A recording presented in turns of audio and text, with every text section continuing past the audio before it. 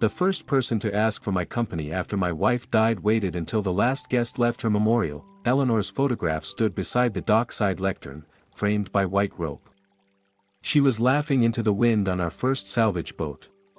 Behind it, harbor fog moved between the cranes, and the Mercy Belle pulled against her lines at Pier 4. For 3 hours, I accepted condolences from deckhands, welders, tug captains, and families Eleanor had helped through hard seasons. They remembered the woman who knew which mechanic had a child in the hospital and which deckhand could not afford new boots. By the time the last car left, holding myself together had become painful. I was 71. That evening, strength meant staying upright while Eleanor's empty chair sat nearby with her blue coat folded over the back. Renata found me collecting paper cups from the dock. "Dad, leave those." My daughter wore sharp black. At 44, Renata Briggs-Voss ran more of Briggs Marine Salvage than anyone outside the family understood. She could hold the harbor in her head. "Where's Dash?" Marcus took him to the car. He spoke well. He loved her. Dash was 19. During the memorial, he described Eleanor teaching him tide charts. Halfway through, his voice broke. He did not hide it. Renata touched my sleeve. "We need 10 minutes. Not I need." Marcus stepped from behind a stack of chairs carrying a thick folder.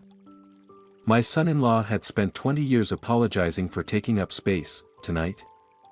I asked. "It doesn't have to be tonight," he said. Renata looked at him, and the sentence died. 10 minutes. We entered the glass-walled dispatch room overlooking the pier. Condensation clouded the windows.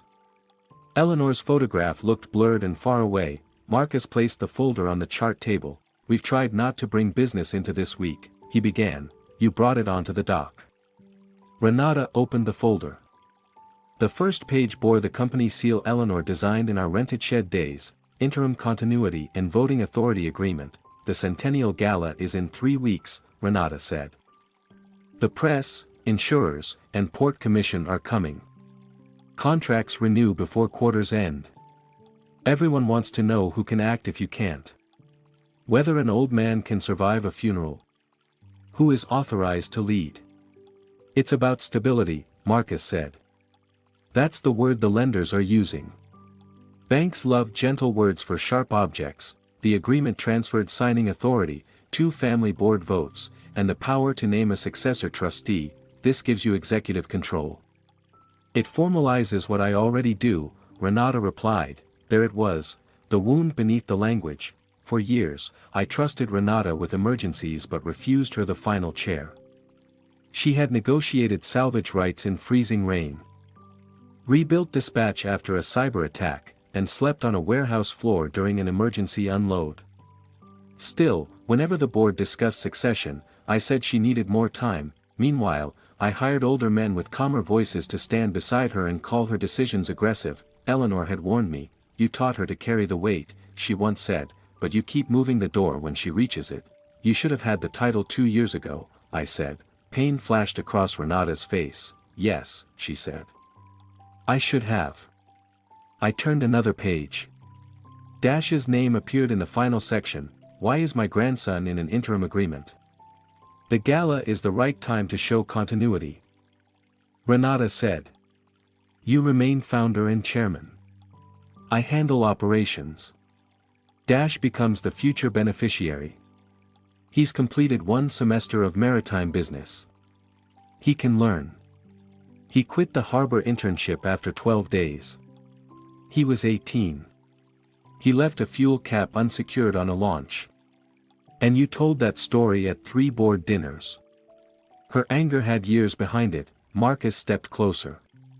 "Nobody is saying Dash runs the company tomorrow. It's symbolic. Symbols become signatures."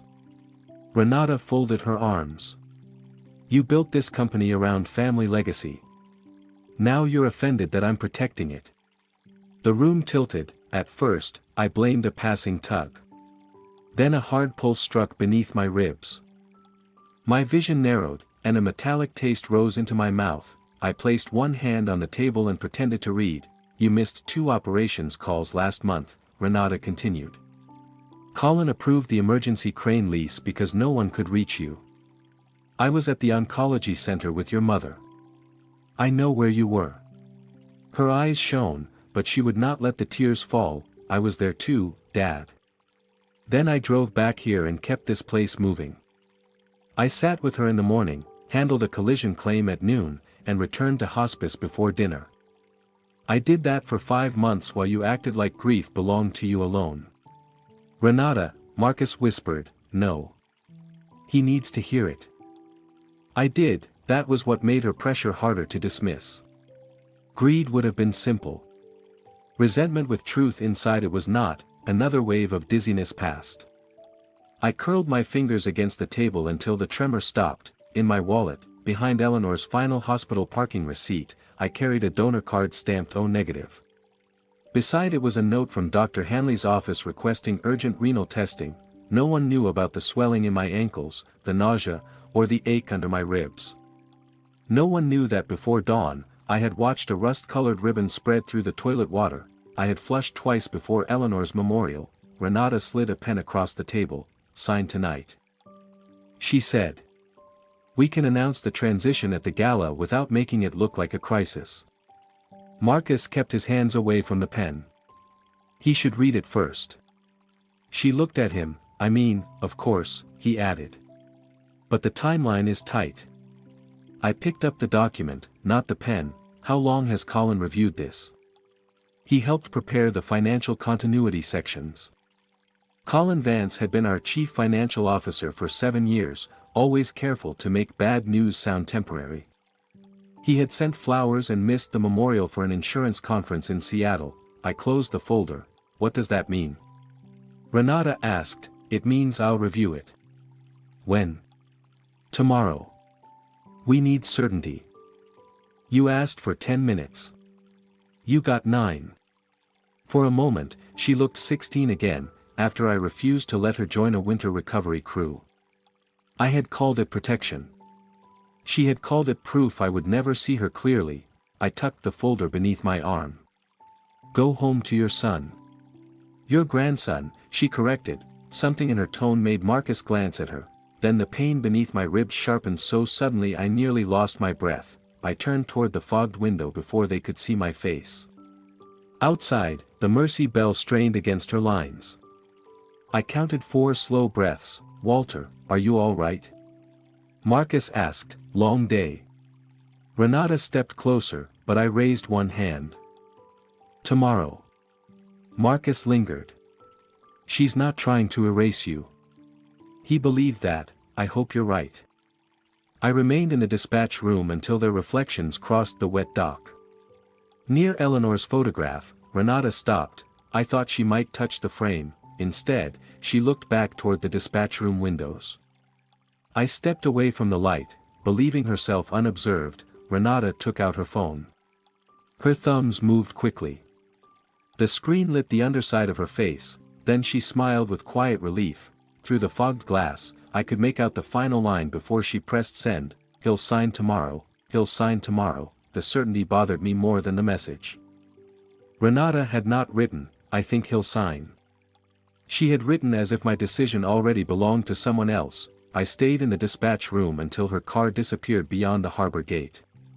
Then I opened the agreement beneath the green chart lamp. Most of its 27 pages were ordinary legal padding. The dangerous parts were buried near the end. My signature would give Renata temporary executive control, authorize Colin Vance to certify the company's financial condition, and permit management to restrict access to sensitive systems during the transition. That last clause stayed with me. At 6 the next morning, rain swept across the shipyard. The crane stood black against the harbor fog. And sodium lights turned the puddles orange. Briggs Marine Salvage had never been elegant. It smelled of diesel, wet rope, hot steel, and salt. Eleanor used to say the yard was honest because every hole showed what it had survived. I entered through the side door. Manny Ortiz, the night security supervisor, rose behind the desk. Morning, Mr. Briggs. He said it too carefully. My badge opened the lobby turnstile. But when I reached the second-floor financial archive, I found a new electronic lock. I pressed my badge against it. Read. I tried again. the reader gave a flat tone down the empty hallway. Something wrong with the card? Colin Vance walked out of the conference room carrying coffee. He was 47, narrow-faced, silver beginning at his temples, with the calm posture of a man who never hurried in public. He should not have been there before sunrise. My access has been removed. Temporarily limited. To my own records. To protected financial systems. He took a sip before adding, there's a difference. Colin had joined us 7 years earlier after another shipping company collapsed under debt. He was excellent with lenders and gifted at making every decision sound unavoidable. Eleanor never liked the way he watched people sign things. What are you protecting the records from? I asked, a fragmented chain of authority. We began a security migration overnight. New permissions, cleaner separation between ownership and daily management. Who approved it? Renata authorized operations. I approved financial controls. I remain chairman. And no one has disputed that. But until the continuity agreement is settled, overlapping access creates risk. You removed my access. We removed legacy credentials. Legacy, a neat word for making a living person sound obsolete. Through the narrow window in the door, I saw filing cabinets and 3 gray document boxes on the center table. What's in those? Items being indexed. Open the door. His fingers tightened around the cup. I can't. Does Renata have access? She has clearance appropriate to her position. And you? The same. So the protocol applies to everyone except the 2 people asking me to surrender authority. Irritation touched his face. No one is asking you to surrender anything. You missed lender calls, postponed the insurance review, and disappeared from a port commission briefing. People are concerned. My wife was dying. I know. He said it as if Eleanor's death were an unfortunate scheduling fact, then he lowered his voice. Renata kept this company moving while you were unavailable. Whatever you think of the timing, she earned more authority years ago. Again, truth used as a lever, you've become protective of her. I'm protective of the company. Open the archive, Colin. No, he looked directly at me. If you force the issue, I'll document the incident for counsel. I would rather not turn grief into a governance problem. It was a warning shaped like concern. Pain gathered beneath my ribs, but I kept my shoulders level. You're right, I said. He studied me. A controlled migration is sensible. Especially before the gala. His eyes searched my face for resistance. I gave him none. I'll work from my office. That would be best. My office overlooked Dry Dock 2. Eleanor's brass-tied clock still hung above the bookcase, stopped at 2:14 the night she died. The continuity folder sat in the center of my desk. I had taken it home. I checked the drawers. Nothing looked disturbed, but the small key ring taped beneath the lowest drawer was gone.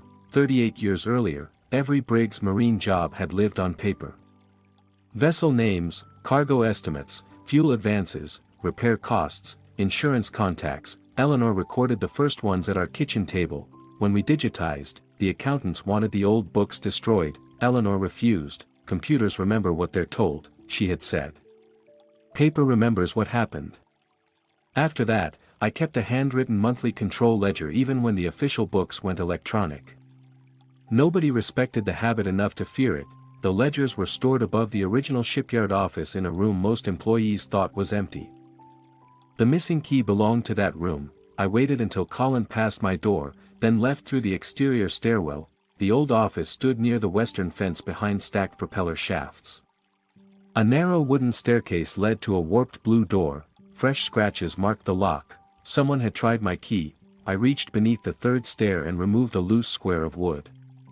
Inside was the duplicate Eleanor insisted we keep after I locked myself out during a storm years earlier. The door opened.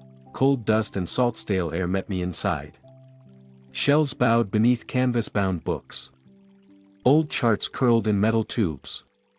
On the wall hung the first photograph of Briggs Marine, Eleanor beside a rented crane. Me in borrowed coveralls. I locked the door behind me. Red spines held salvage records. Blue held freight. Black held payroll, pensions, and insurance. My fingers passed over Eleanor's handwriting on the labels. For a moment, I remembered her at our kitchen table, warming her hands around coffee before turning another page. I had complained about every receipt she questioned. Her caution saved us more times than my pride admitted. I took down the newest black ledger. The official system had replaced handwritten accounting long ago, but each month I still recorded pension contributions, premiums, reimbursements, reserve transfers, and major losses. Numbers did not accuse anyone. They simply refused to forget. I opened to the current year. 5 cargo loss claims were listed. I remembered two unfamiliar entries had been added in blue ink, written in careful block letters: Pacific Dawn, total cargo loss, Westward Queen, submerged equipment. Both included large reimbursement figures. Both carried approval initials, CV. I bent closer to read the policy numbers. My phone rang. The sound tore through the quiet room.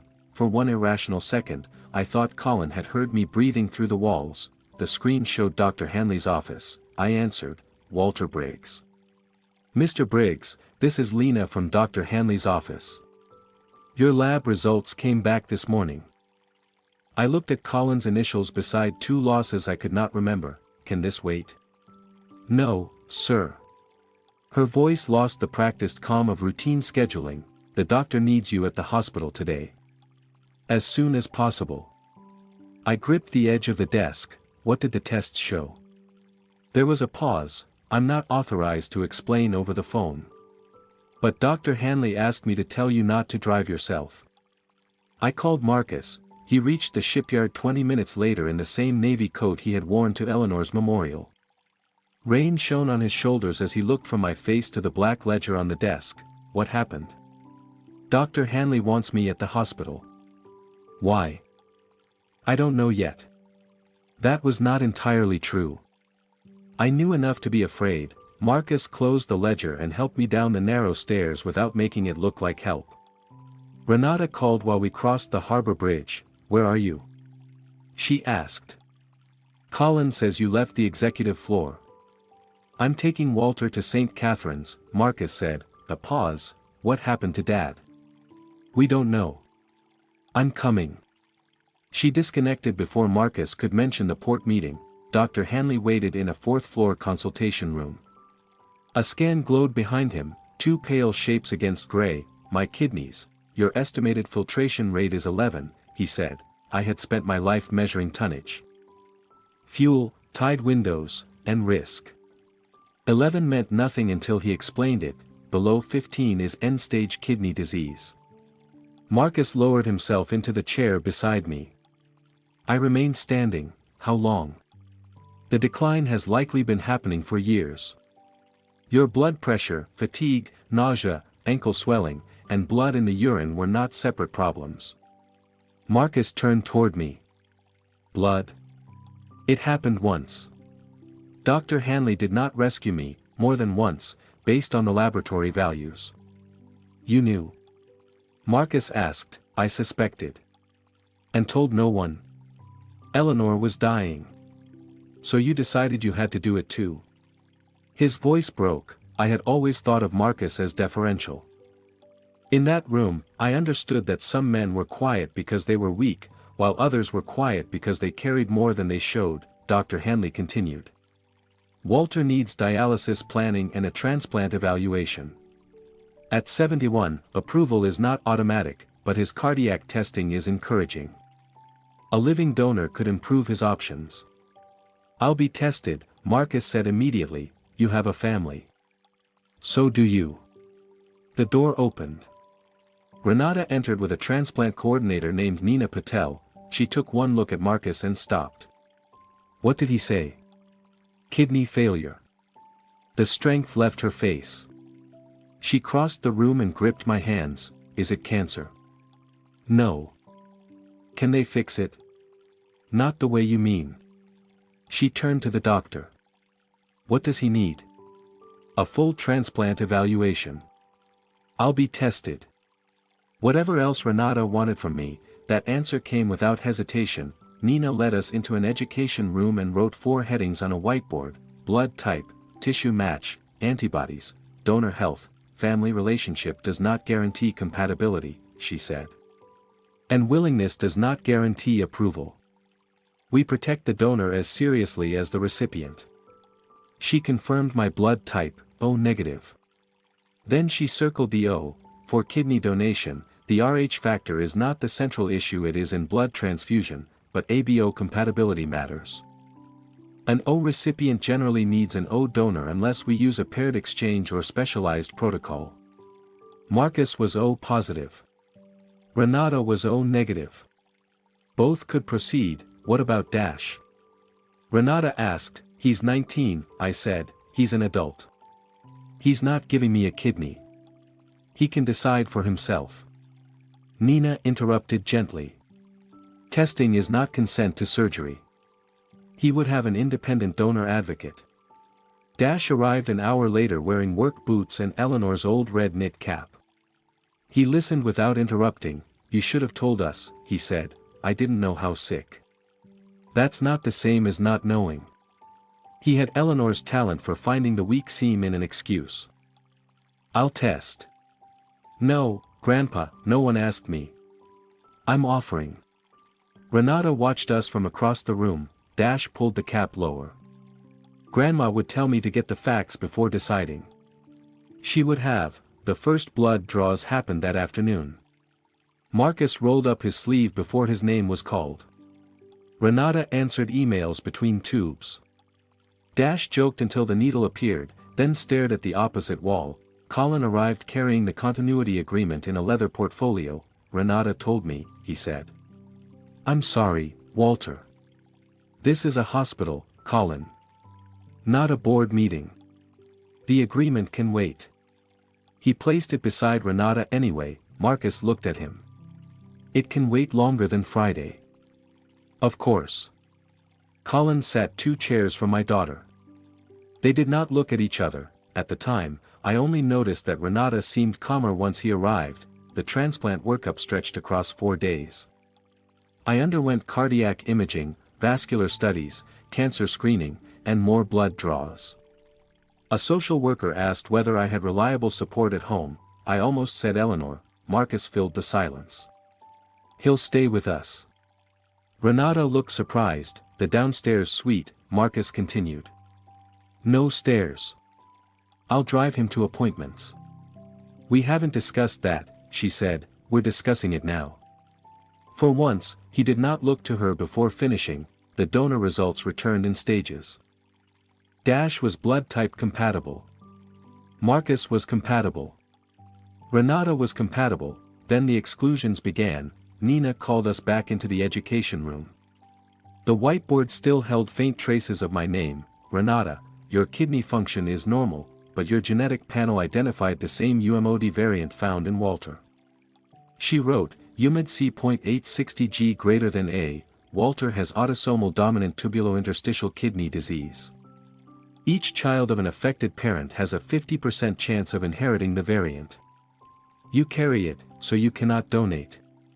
Renata stared at the board. Am I going to get sick? Possibly, though age and severity vary. You need long-term nephrology follow-up. She sat slowly. For a moment, all ambition left her face. She looked like a daughter learning her father had passed down more than a company. Marcus placed a hand on her shoulder. Nina turned to Dash. You do not carry the UMOD variant. That is good news for your health. Renata pulled him close. The absence proved nothing unusual. Dash had inherited her unaffected copy. Then Nina faced Marcus. Your kidney function is good, but your iron studies were abnormal. We ordered an HFE panel. You carry 2 copies of the C282Y variant. What does that mean? Hereditary hemochromatosis.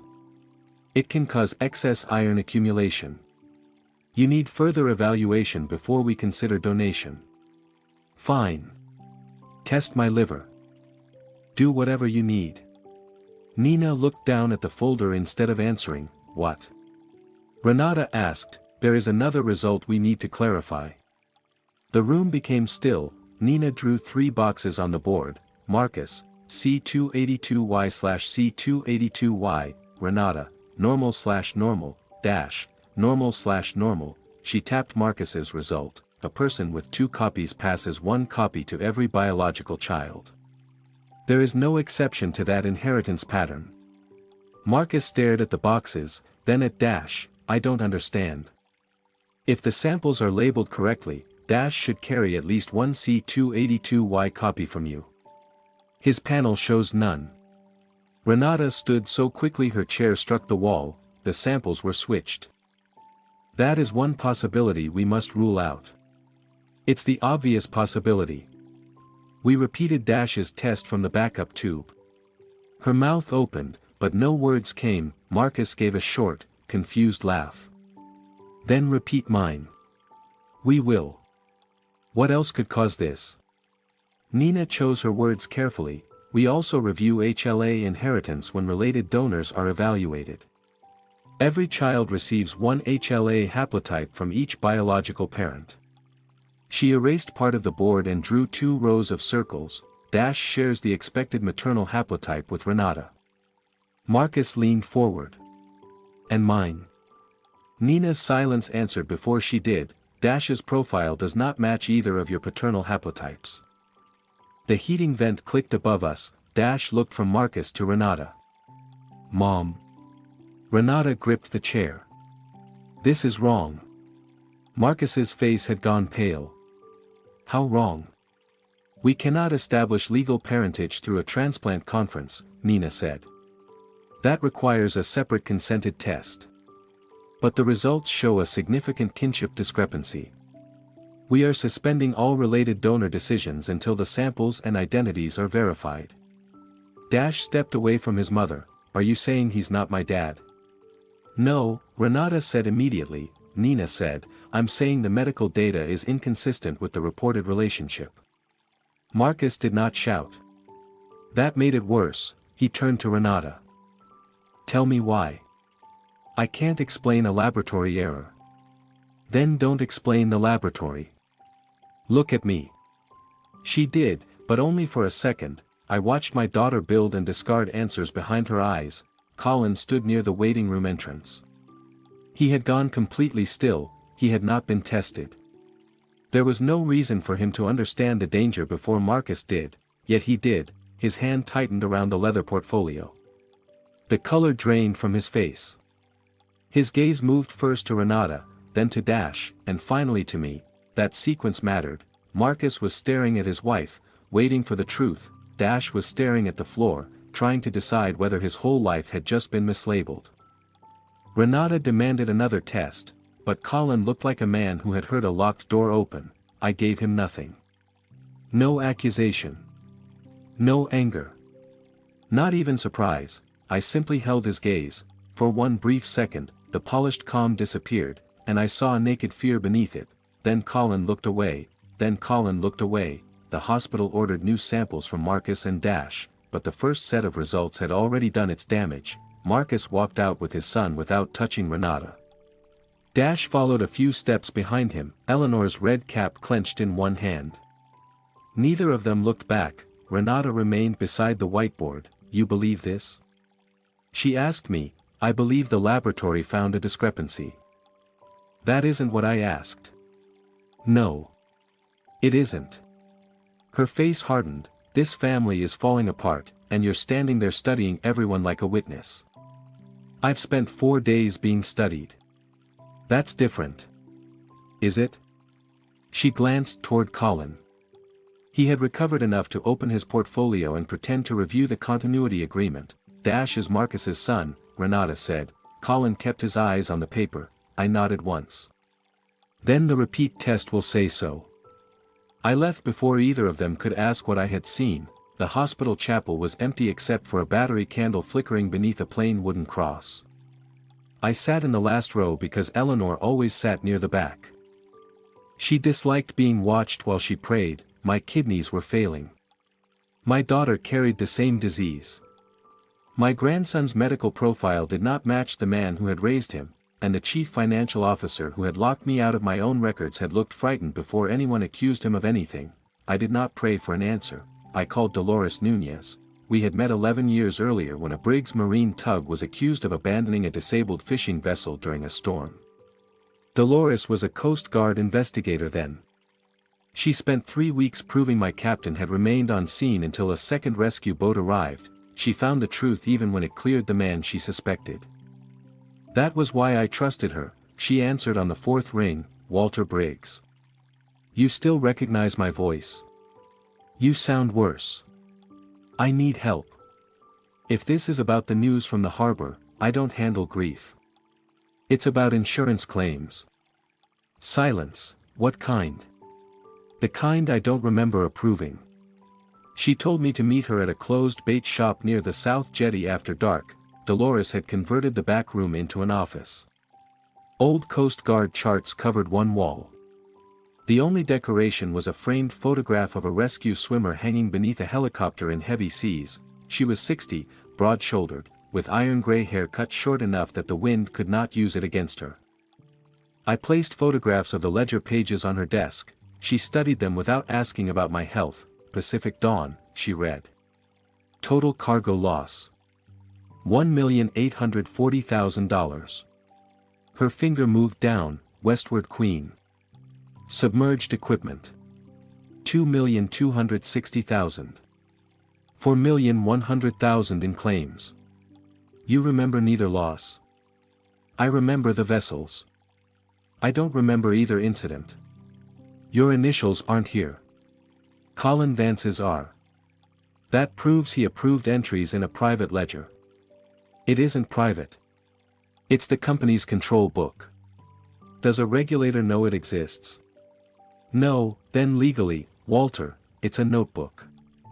She looked up. You brought me suspicion.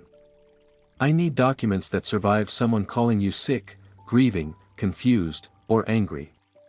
They've already used 3 of those. Then don't hand them the 4th. I told her about the continuity agreement, my removed access, the attempted entry into the old ledger room, and Colin's reaction at the hospital. I did not tell her what conclusion I had reached about Dash.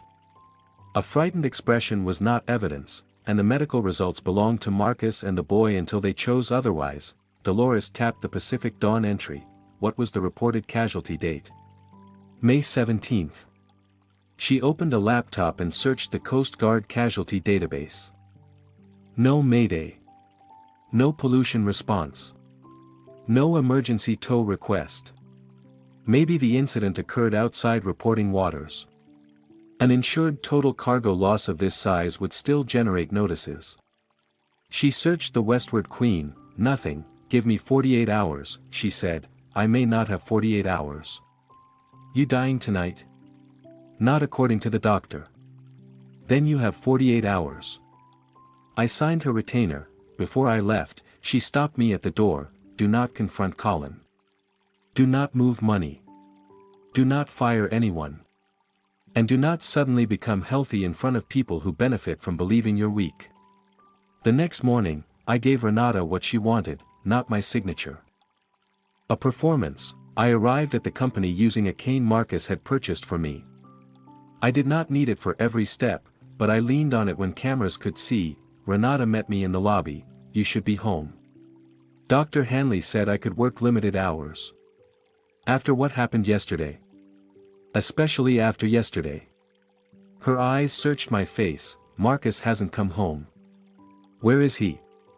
He took Dash to his brother's place. I'm sorry. She looked as if the words offended her. Are you? Yes. Then tell him the tests are wrong. I don't control genetics. You control how this family reacts. That was the problem. For years, I had tried. I allowed her to lead me upstairs. Employees watched from open doorways. By lunch, the entire shipyard knew the founder was sick. Colin entered my office with revised leave papers. We removed the permanent transfer language, he said.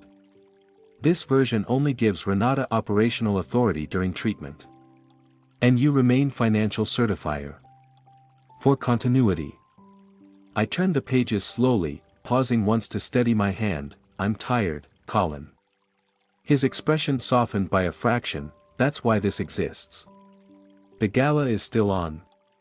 Renata believes canceling would alarm lenders and insurers. She's right. He had not expected agreement, I continued. Eleanor planned a centennial exhibit. Old photographs. Original vessel books, recovery charts. I want it finished. We can assign communications. She hated staged corporate history. I'll select the records myself. The archive migration makes that difficult. The materials are not in the digital archive. I let him see irritation, then exhaustion. They're in the old office. Unless someone removed those two. His gaze sharpened. What records? Photographs. Early freight logs. The first employee books. I deliberately omitted insurance. Colin looked toward the locked cabinet behind my desk. I'll have Manny help. Have him bring 3 empty archive boxes to the old office at 5. I can handle it. No. You handle finance. For 1 second, the calm slipped, then he smiled, of course. At 5, Manny carried the boxes up the wooden stairs.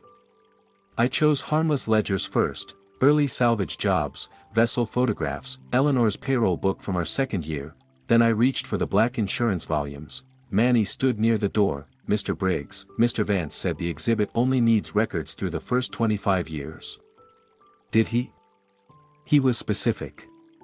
I pulled the current black ledger from the shelf. Footsteps sounded on the stairs. Colin appeared in the doorway. He looked at the ledger in my hands, then at the open shelf behind me. What's that? History. That binding looks recent. I let the book slip. It struck the floor hard enough to send dust into the air.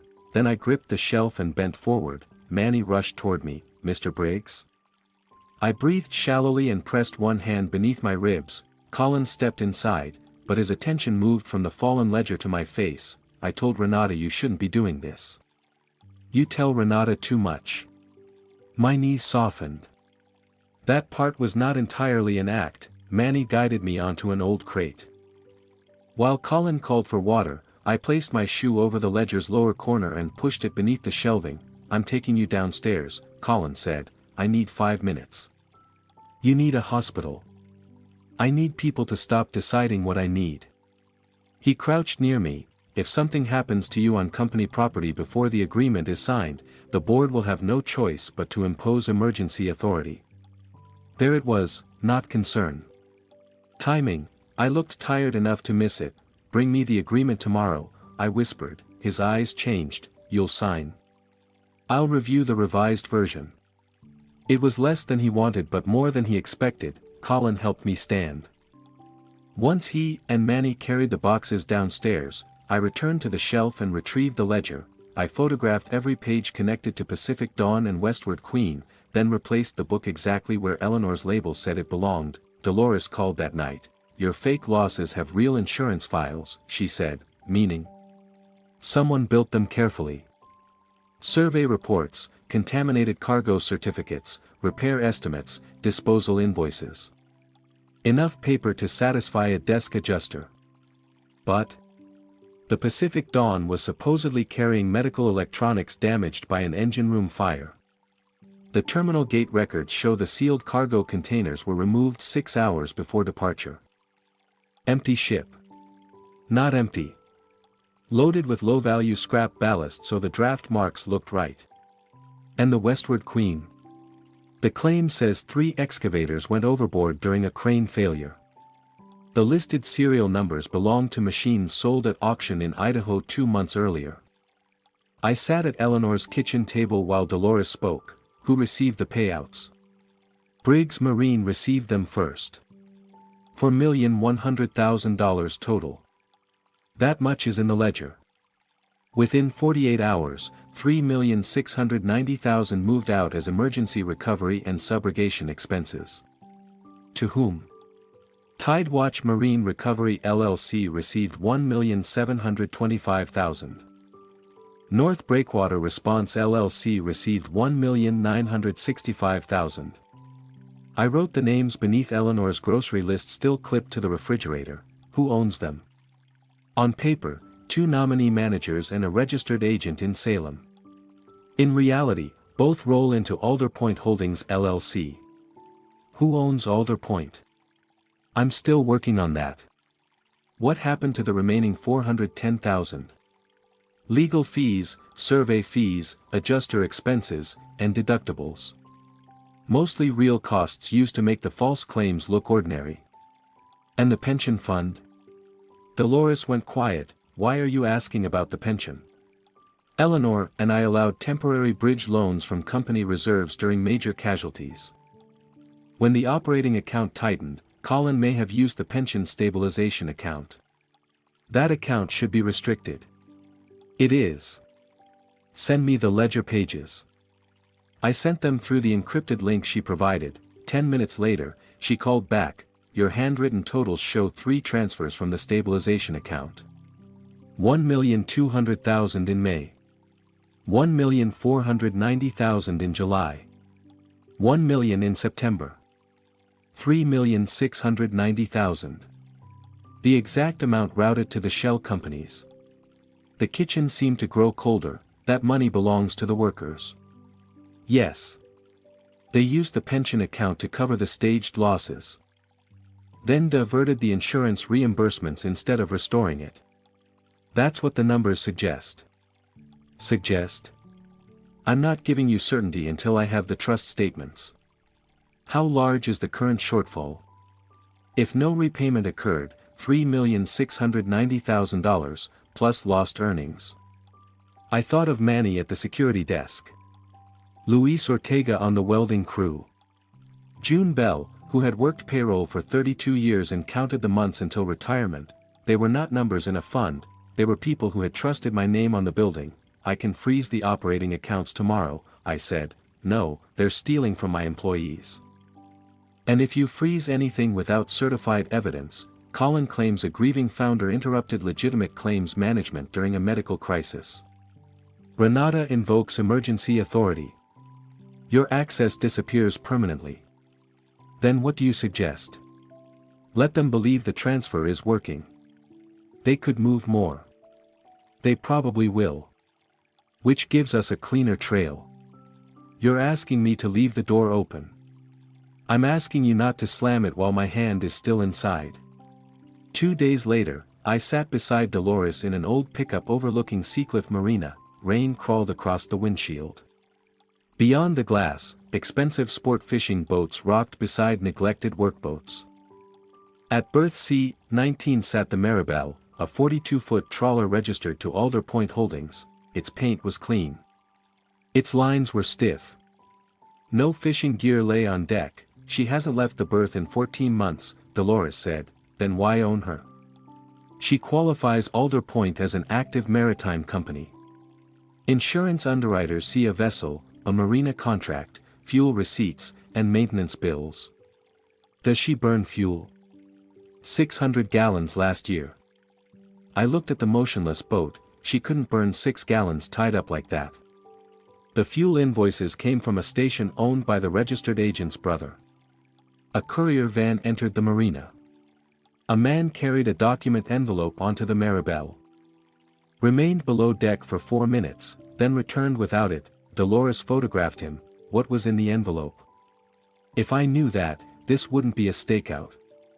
An hour later, a dark sedan pulled into the marina lot. Colin stepped out. He wore a raincoat and carried the same leather portfolio he had brought to the hospital. My hand moved toward the door. Dolores locked it. Sit. He's carrying company documents onto a shell vessel. And if you confront him, he'll carry them somewhere we can't see. Colin boarded the Maribel. The cabin light came on. 12 minutes later, he emerged without the portfolio. Dolores photographed every step. My phone rang. Renata.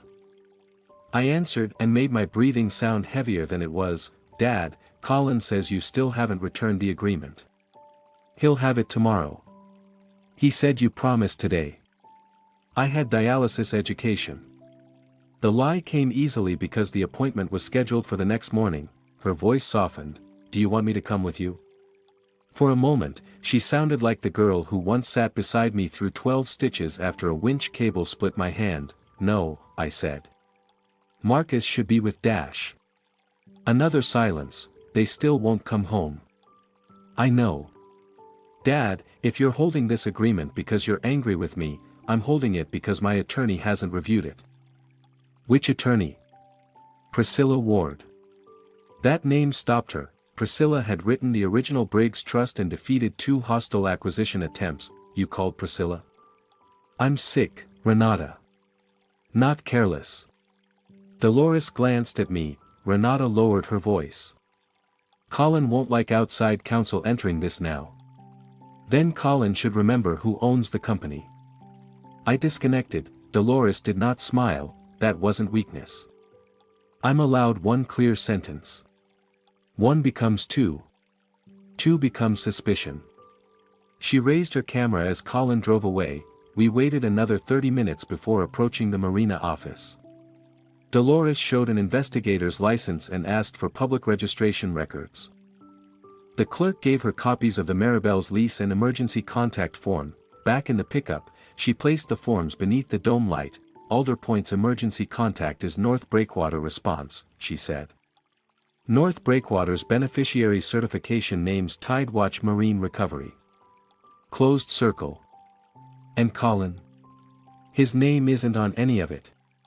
Of course not. Neither is Renata's. She turned to the second page, but the marina lease was renewed in person last year. The clerk noted the identification used by the representative. Whose? C. Ants. That tied Colin to the shell structure, but Dolores remained unsatisfied. We still need bank control, insurer communications. And proof the casualty reports were knowingly false. You have serial numbers, port records, and photographs. I have enough to investigate. Not enough to destroy a defense. The word destroy sounded different in her mouth. Not emotional.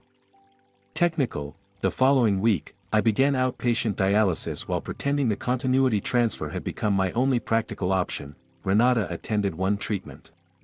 She brought the revised agreement and sat beside the machine while my blood moved through clear tubing. I removed the gala announcement about Dash, she said, because of the tests. Because Marcus asked me to. What did you tell him? That the hospital made a mistake. Did he believe you? Her eyes moved to the dialysis machine. He wants a legal paternity test. And you?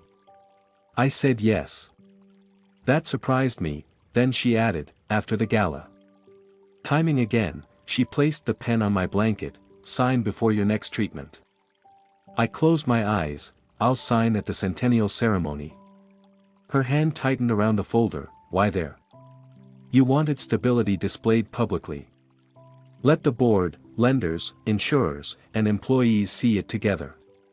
Suspicion moved across her face, then ambition pushed it aside. That could work. It was Eleanor's event. I want the transition attached to her legacy. Renata leaned forward and kissed my forehead. Thank you. I hated how much I still wanted the gesture to be real. That evening, Dolores arrived at my house carrying a banker's box. She spread the evidence across Eleanor's dining table. The Pacific Dawn's cargo had been removed before departure. The Westward Queen's excavator serial numbers were fraudulent. Tidewatch Marine Recovery and North Breakwater Response had received $3,690,000. Both companies were controlled through Alder Point Holdings. Colin had personally renewed Alder Point's marina lease and delivered company documents to its registered vessel. The pension stabilization account was short $3,690,000. Not including investment losses, Dolores had also obtained an email from an independent marine surveyor. Colin offered him $75,000 to certify water exposure without inspecting the Westward Queen. The surveyor refused. 2 days later, another surveyor signed the report. You have him, I said. I have the fraud architecture. And Renata? Her operations credentials approved the false sailing schedules. Her electronic signature released both vessels.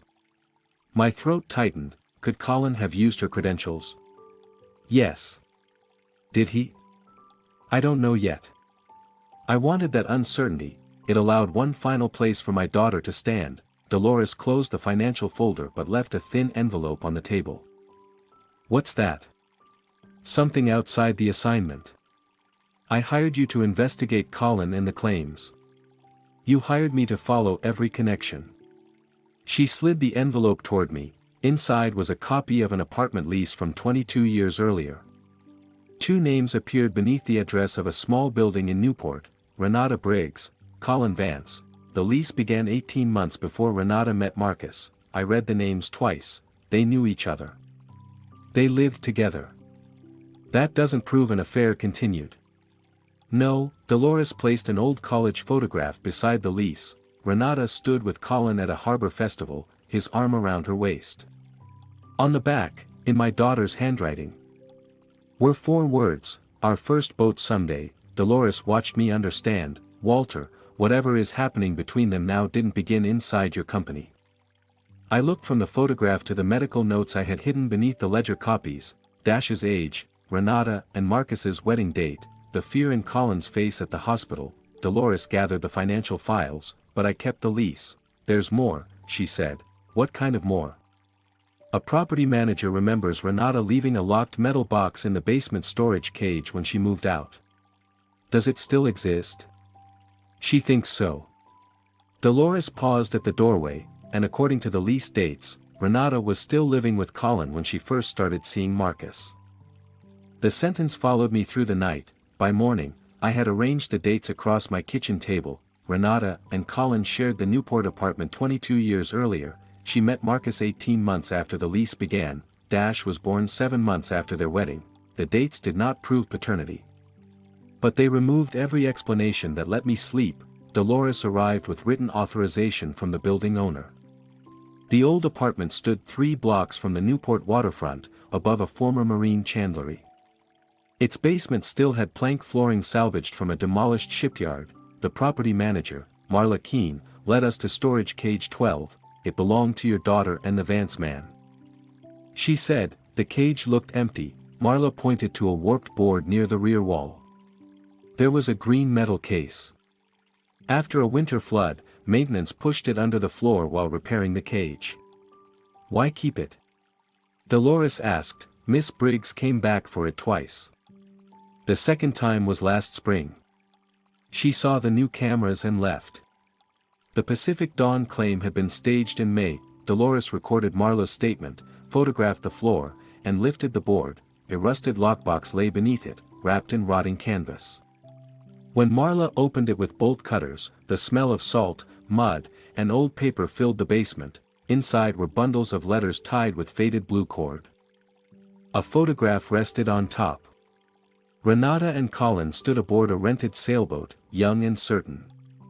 On the back, in my daughter's handwriting, were the words, "Before anyone could tell us no." The earliest letters were not criminal. They were worse in a different way. Renata wrote about promotions I delayed, meetings she was excluded from, and men she trained who received titles she had earned. She wrote that Eleanor understood her, but I only trusted her when there was a crisis. Colin answered that Briggs Marine would never be given to her freely.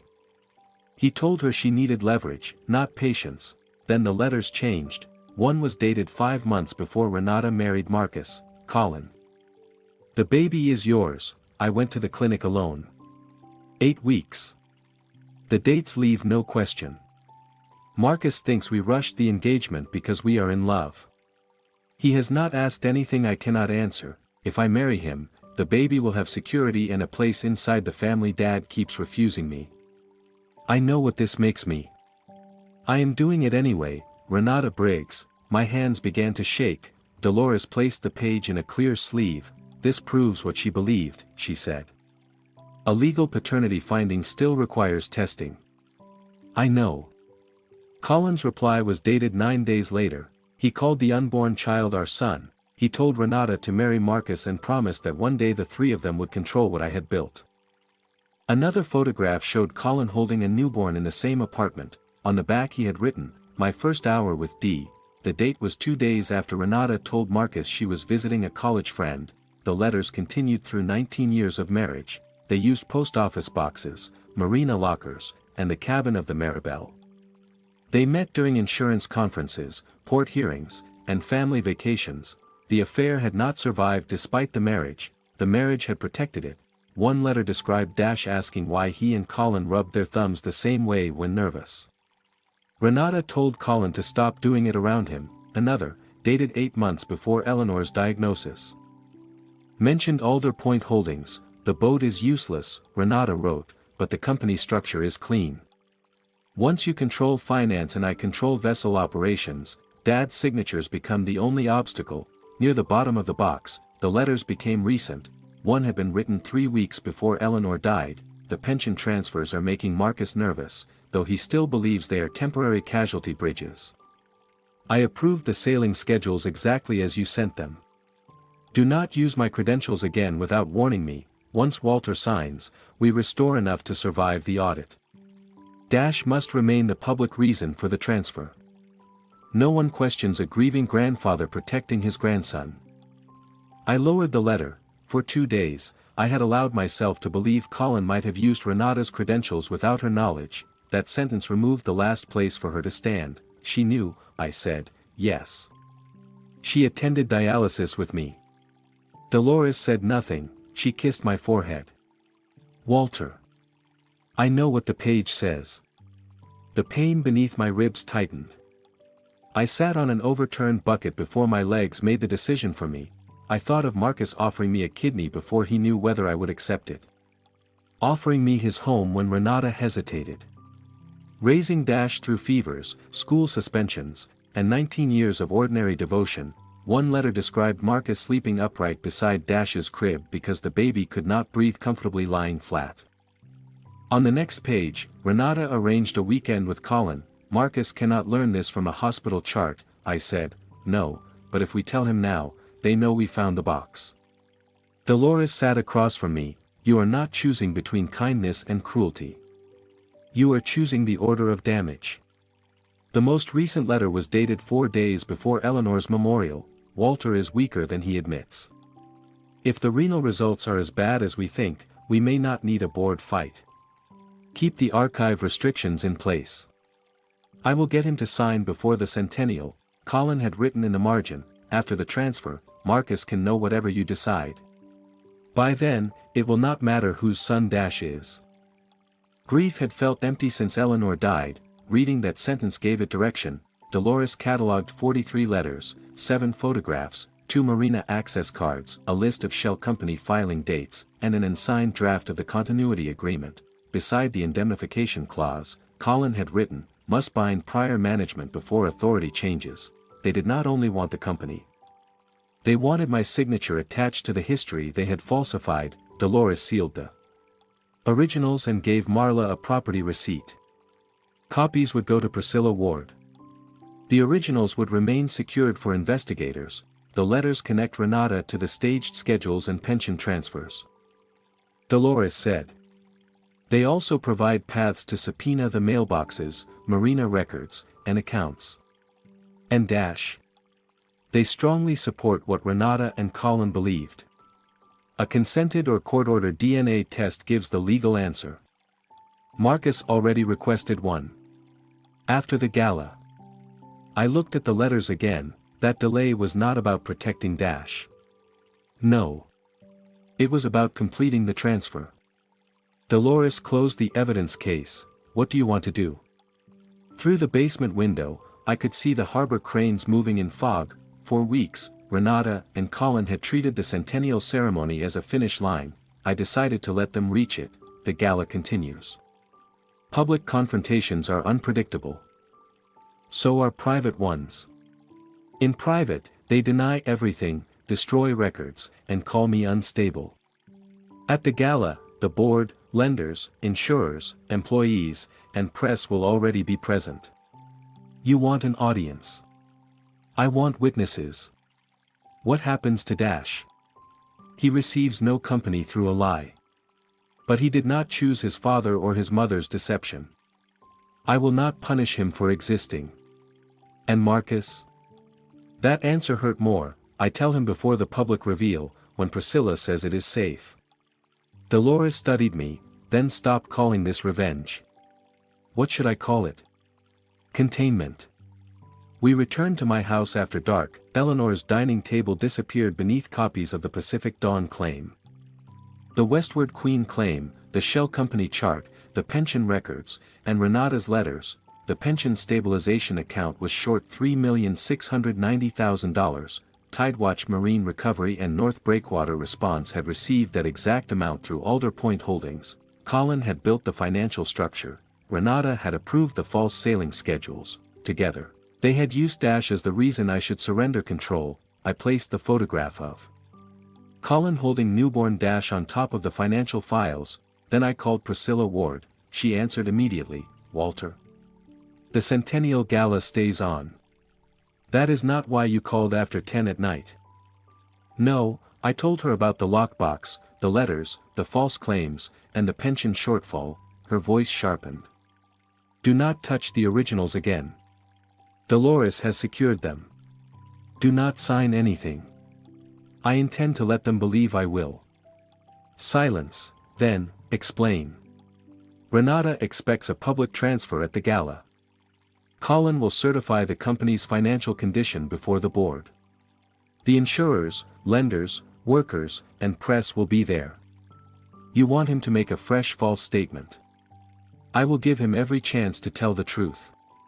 And if he doesn't, you present the evidence before I sign." Priscilla was quiet. "This will destroy your daughter publicly. She chose a public transfer. That is not an answer." I looked at Renata's letter about using a grieving grandfather's love. "No," I said. "It will expose what she chose to do. The destruction began years ago." Priscilla exhaled. "Send the copies through Dolores. I'll contact an independent forensic accountant and the proper investigators. No one at Briggs Marine hears a word. Not Marcus. Not Dash. Not yet." "Agreed. If you turn the ceremony into personal theater, I walk away." "It won't be theater." "What will it be?" I looked toward the dark harbor, where the ship Eleanor selected for the Centennial waited beneath work lights. "The closing," I said.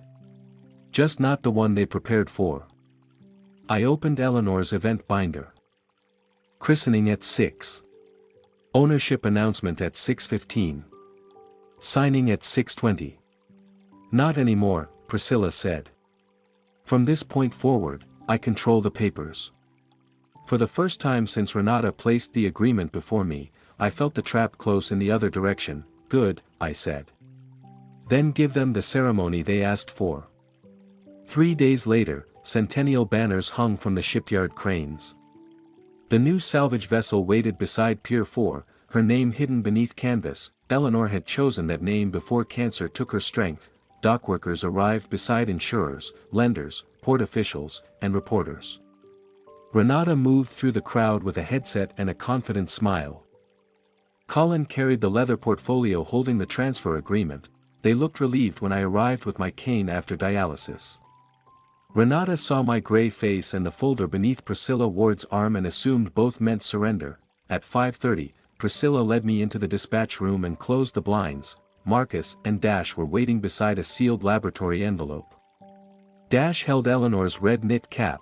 "They consented to an independent relationship test," Priscilla said.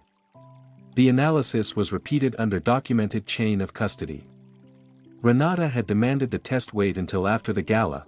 Marcus had stopped asking her permission. He opened the report but could not finish it. Dash took the pages. The probability that Marcus was his biological father was 0. Outside, the brass quartet continued playing. Marcus stared at Eleanor's photograph. How long did she know? I placed copies of the letters on the table, before the wedding. He read until his hands shook. "My whole life," he said. "She let me build my whole life around this. I'm sorry. You knew before tonight." "I knew about the medical discrepancy. I found the letters 3 days ago. Priscilla asked us to protect the investigation until the warrants were approved. You protected the company. I protected the evidence. That isn't the same as protecting me." "He was right," Dash asked. "Is Colin my father?" "The letters show Renata and Colin believed he was," Priscilla said. "A court-authorized test will establish it legally." "Did Grandma know?" "No," I said. Priscilla checked the time. You can leave before the ceremony. Marcus folded the report. No. Dash turned to him. Dad, the word hurt him, but he did not reject it. We stay. At 6, Renata spoke about legacy, continuity, and the next generation while Colin stood behind her. Marcus and Dash remained near the warehouse doors, separated by a space neither crossed. Renata invited me to the microphone. Manny stood beside June Bell. The people whose pension money had been used as a private bank watched me prepare to sign away their company. Eleanor planned this night, I said. She believed a company should remember who carried it through storms. Renata smiled. Before the christening, our chief financial officer will certify the company's condition. Then I will sign the continuity agreement. Colin stepped forward. Priscilla placed a certification page on the podium. This isn't the agreed form, he said. It asks the same question more clearly. He read it aloud. As Chief Financial Officer, I certify that all material liabilities, insurance recoveries, employee benefit obligations, and related party transactions have been fully disclosed to the board. Priscilla held out a pen. Is that true? Colin looked at Renata. She gave the smallest nod. He signed. Priscilla slipped the page into a clear evidence sleeve. What are you doing? Colin asked. Preserving your certification. Investigators stepped away from the insurer delegation and warehouse doors. Priscilla opened another folder. The Pacific Dawn did not lose medical electronics in an engine room fire. Port records show the containers were removed before sailing. The terminal records appeared on the screen. The Westward Queen did not lose 3 excavators. Their serial numbers belonged to equipment sold in Idaho before the claimed casualty. Auction records appeared beside the insurance forms. Those false claims produced $4,100,000. $3,690,000 was routed through Tidewatch Marine Recovery and North Breakwater Response into Alder Point Holdings.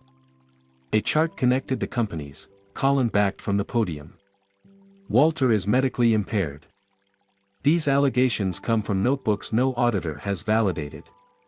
A forensic accountant stood among the guests. Our certified review matched the control ledgers with bank records, insurer files, pension statements, and subpoenaed accounts. The pension fund is short $3,690,000, excluding lost earnings. June covered her mouth. Renata seized the microphone. I knew nothing about shell companies. Colin used my credentials. Colin turned on her. You approved the sailing schedules. Because you said the claims were legitimate. You signed the vessel releases. You created the losses. Their alliance separated with the speed of 2 people who had always planned to save themselves first. Priscilla placed one recent letter beneath the document camera, keeping the intimate pages about Dash private. Renata's handwriting acknowledged the pension transfers, false sailing schedules, and Colin's use of her credentials. The pier became silent enough to hear water striking the pilings. Renata faced me. You went through my private letters. You hid evidence tied to employee pension theft. That box belonged to me. The lies inside it belonged to everyone you harmed. Colin moved toward the stairs. An investigator stopped him and displayed a warrant. Another approached Renata. You planned this, she said. I gave you 3 weeks to tell the truth. Then she saw the laboratory envelope in Marcus's hand. Marcus, please. He stepped forward. For 19 years, he had lowered his voice whenever hers rose. That night, he spoke quietly because he no longer needed permission. Is Colin Dash's father? Not here. You chose here when you used him as the reason to take Walter's company. Dash stood behind him. Renata's eyes filled. I was securing your future. My future? Dash asked. Or his? Colin said, everything we did was for you. Dash looked at him as if a stranger had claimed ownership. You don't know me. I watched you grow up. From where? Colin had no answer. The investigators handcuffed him. Renata was escorted separately. As they crossed the pier, she accused him of moving more money than they had agreed. He accused her of keeping letters that could bury them both. By the warehouse doors, neither was defending the other. The crowd remained around the unchristened ship. Priscilla asked whether I wanted to stop. I looked at Eleanor's vessel. No, the champagne bottle still hung beside the bow.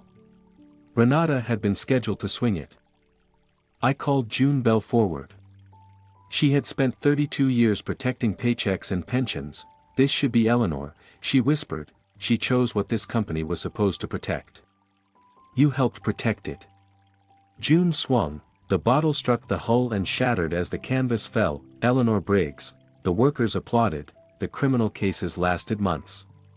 Subpoenas uncovered false survey payments, account controls, and messages coordinating the staged casualties. Colin pleaded guilty after a surveyor cooperated. Renata fought longer, then pleaded guilty to conspiracy, employee benefit theft, insurance fraud, and falsifying maritime records. A court-ordered test confirmed Colin was Dash's biological father. That changed biology. It did not rewrite childhood. Marcus moved near the North Harbor and spoke to me only through Priscilla for months.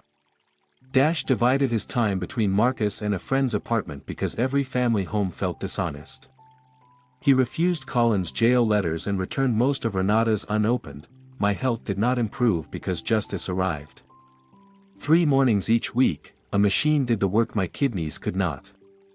The transplant committee later approved me for paired exchange. The board removed Renata and Colin for cause. My trust amendment disinherited Renata from Briggs Marine ownership and voting control, while preserving medical support for the UMOD condition. Accountability did not require me to deny she was my daughter. Recovered money, restitution, and company reserves restored the pension fund with lost earnings. Then we changed the ownership structure. 49% of Briggs Marine entered a permanent dockworkers trust. Employees earned beneficial units through service, but no one could sell them outside the company. The remaining voting shares entered a stewardship trust overseen by Priscilla, 2 elected workers, an independent maritime officer, and me while my health allowed. No child, executive, or grieving founder could ever again sign the company away alone. At the next spring launch, we gathered beside the Eleanor Briggs without reporters. Marcus came but stood apart from me. Dash arrived early in steel-toed boots. He had reapplied for the harbor internship. You quit after 12 days last time, I said. I remember. You left a fuel cap unsecured. I remember that too. Good. The harbor remembers everything. He looked toward Marcus. Are you going to tell me I'm not family? No, his jaw tightened. I'm also not going to say blood changes nothing. It changes some things. Lies change more. So what am I supposed to be? 19. Late for work. Responsible for what you choose next. I handed him a trainee badge bearing the name Eleanor Briggs Maritime Apprenticeship Program. The program paid for training in welding, navigation, diesel repair, marine safety, and salvage. Half the places went to dockworkers' children, the rest required no harbor connection. Dash turned the badge over. Do I get special treatment? Yes. He looked surprised. You get watched more closely than everyone else. He smiled. Will you teach me? When I can. That was not forgiveness, it was not rejection either. Across the pier, Marcus watched Dash fasten the badge. After a moment, his shoulders lowered. I announced the Dockworkers Trust and Eleanor's apprenticeship program. The workers stood beneath the cranes while the vessel bearing my wife's name pulled against her lines. Eleanor and I had believed legacy meant passing something down. I understood it differently then. Legacy was deciding what could no longer be stolen, and who would be taught to carry it next.